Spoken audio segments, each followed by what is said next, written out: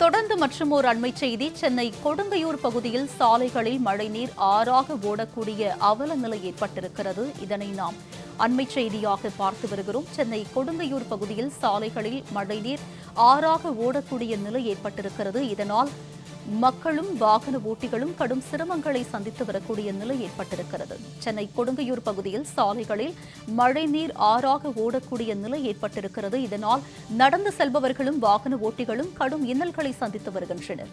இது பற்றிய கூடுதல் விவரங்களோடு இணைகிறார் எமது சிறப்பு செய்தியாளர் ராம்குமார். அவரிடம் விவரங்களை கேட்டு பெறலாம். ராம்குமார், சொல்லுங்க, இந்த அளவுக்கு அங்கு தண்ணீர் தேங்கி இருப்பதற்கு என்ன காரணம்? இதனால் மக்கள் சந்தித்து வரும் இன்னல்கள் என்ன? அவர்கள் வைக்கக்கூடிய குற்றச்சாட்டு என்னவாக இருக்கிறது?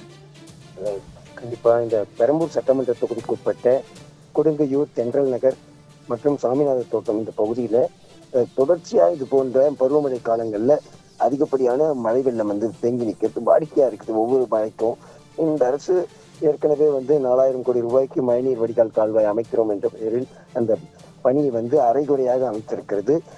வரக்கூடிய மழை வெள்ளம் அந்த மழைநீர் கால்வாயில் செல்லவில்லை, அரைகுறையாக போட்டுள்ளதால் இந்த அங்கில் செல்லாமல் ஏற்கனவே இருந்த பாதையிலும் செல்லாமல் குடியிருப்பு பகுதிகளில் தேங்கி நிற்கிறது. இதன் காரணமாக அப்பகுதி மக்கள் மிகவும் பாதிக்கப்பட்டிருக்கிறார்கள்.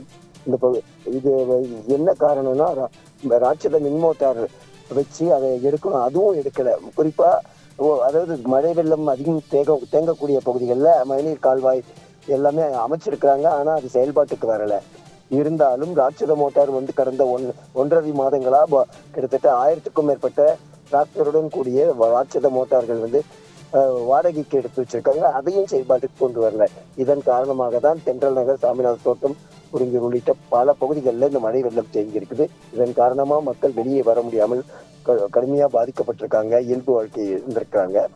சென்னை மாநகராட்சி நிர்வாகம் இதை கண்டுகொள்ளாமல் கண்டும் காணாதது போல் இருந்து வருவது அப்பகுதி மக்கள் பெரிய அளவுக்கு பாதிக்கப்பட்டிருக்காங்க. உடனடியா அங்கு தேங்கியுள்ள மழை நீரை அகற்ற வேண்டும், இந்த ராட்சத மின்மோட்டார் வைத்து அகற்ற நடவடிக்கை எடுக்க வேண்டும் என கோரிக்கை வைத்திருக்கிறார்கள். உங்களுடைய விரிவான விவரங்களுக்கு நன்றி ராம்குமார்.